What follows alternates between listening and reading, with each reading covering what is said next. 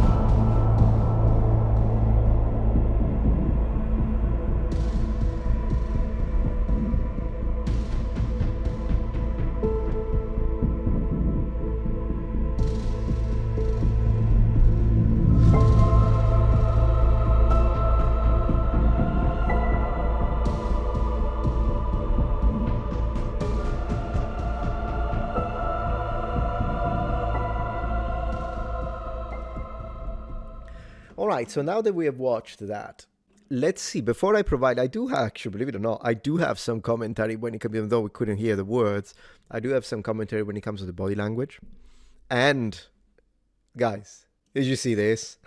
Oh my gosh, this alone made the whole video worth watching. This alone. This is incredible to look at this. But anyways, before we do this, let's see if we can learn more about this Pope and the events in which he was captured on camera.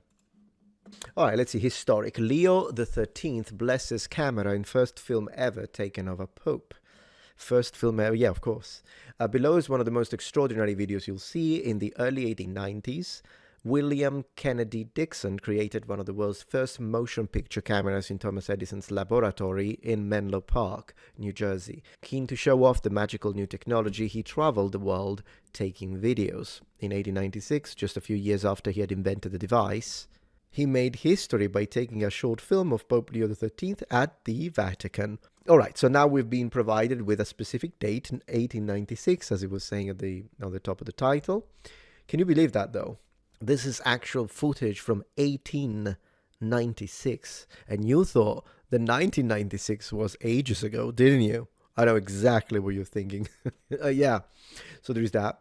And then the fact that it's at the Vatican. Okay, so in honor of our newly elected, blah, blah, blah. Okay, this film is historic for at least 3 reasons. First, it's the first film ever taken of a pope. Before that, there were only photos of his immediate predecessor, during whose reign photography was invented and paintings. We'll check them out in a second.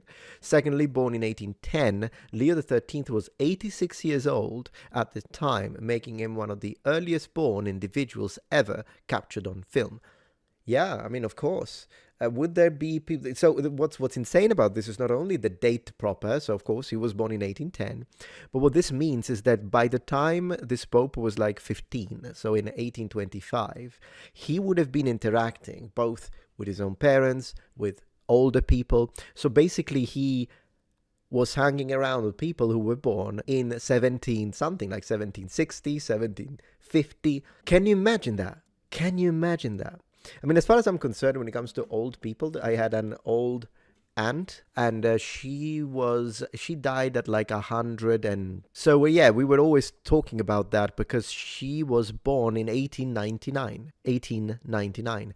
And for us, this was insane to talk to her, because we were like, man, when I was a child, I'm talking about this, but I guess I already had a little bit of a perspective for this sort of stuff. And so we were thinking, wow, we're actually talking to someone who was born in the previous century. Well, this man that we just saw on camera, the Pope, he talked with a lot of people that were born in the mid part of the previous century, meaning 17, like someone from 1750. Can you imagine that? Or even 1730 at that point, if there's a really old person. The early 1700s. So they're like yeah, unbelievable. That alone gives it a completely different perspective. Lastly, the film captures what is probably the first papal blessing on a motion picture camera. Well, yeah, of course. So anyways, who is this predecessor? His predecessor. So I usually discourage people from using Wikipedia, but for very general pieces of information, as long as you don't expect it to be correct on all the details, important, like depth of research, then I wouldn't suggest it. But for very basic details, like when he was born, where he was born, or who was the Pope before him, that's totally fine. So previous posts, Pius or Pius the 19th, and there you go, we've got a picture. So this would be the very first Pope to be photographed. And let's see, so this Pope was, let me see, papacy began in 1846. Giovanni Maria Mastai Ferretti was born on the 13th of May, 1792. So even this Pope was born in 1792, and he has been recorded on camera, on a picture, of course, not video camera, on a photo camera. But that already is right, because oftentimes we focus on like, oh yeah, people from like 1850, 1830, we have pictures of them, right? But they were born in 17 something, right? If they were adults or old men and women in 18 whatever the heck. So there's that I think we often forget. All right, anyways, let's have a look a little bit at body language and mannerism. Did you see how, I think, was he clear? Because the first gesture is religious in nature, and clearly this is going to be a lot more persistent within centuries because of the tradition aspects of religious tenets. With that being said, the way he cleared his forehead from sweat already looks old school, doesn't it? Did you pay attention to it? Let's look at it again.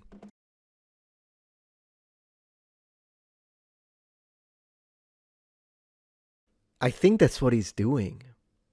Now, you see, already in general, when you look at mannerisms in the 19th century, they're going to look a lot more formal than they are today. One may even say ritualized, although then again, we are in the presence of a pope. But even in laic just connotations, they would look a little ritualized compared to today. One of the reasons is that in the context in which this applies, so 19th century, whether it be early or late at this point, social interactions were highly codified still.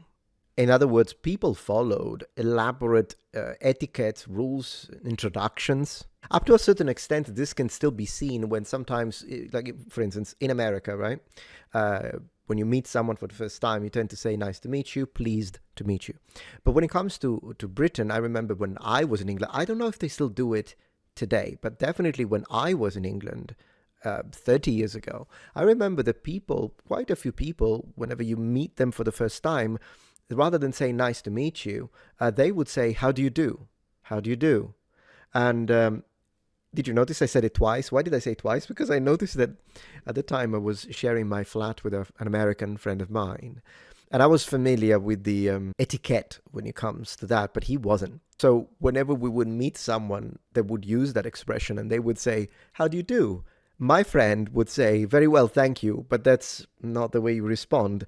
When someone says, how do you do, you would normally say the same. You say, how do you do? So you treat the expression not as a question, in fact, it could be called a form of rhetorical question, if you will, but you use it the same way you would with nice to meet you. So someone tells you nice to meet you, you reply back, nice to meet you, or nice to meet you too. In the context of how do you do, you usually say, how do you do? After I explained it to him, he told me, oh, really? I didn't know that. But then he did say something that made sense, because he said, right, but when you do that, so someone tells you, how do you do? And you respond, how do you do? Then there is a pause. And because these kind of sound like questions, it's a little weird, if you know what I mean. So I guess that's already a symptom of how some of these more codified social interactions may start to appear to be strange to the newer generation, and eventually they get replaced by less formal ones, so things that are more socially simple, if you will, less awkward. But yeah, that's something that I still saw in my lifetime, if you will. If you're from England, let me know if you guys still do it. So there's that. I think another aspect that we can see, let me see if this is shown, although then again, this is the Pope, so we do have to keep that in mind.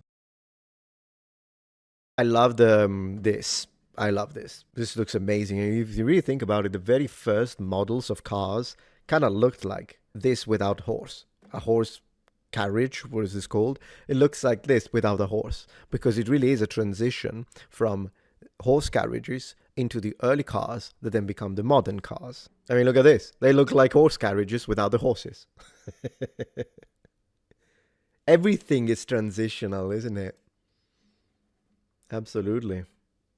So anyways, one last thing that I wanted to point out about this is, you can't really see it much. Yeah, there we go. Maybe here you can start seeing it. But in general, another characteristic of 19th century interactions, you can kind of see it between the priest and the Pope, and then the two soldiers here, the guards, is physical reserve, which was considered to be paramount. In other words, there always was a higher level of physical distance between you and your interlocutor.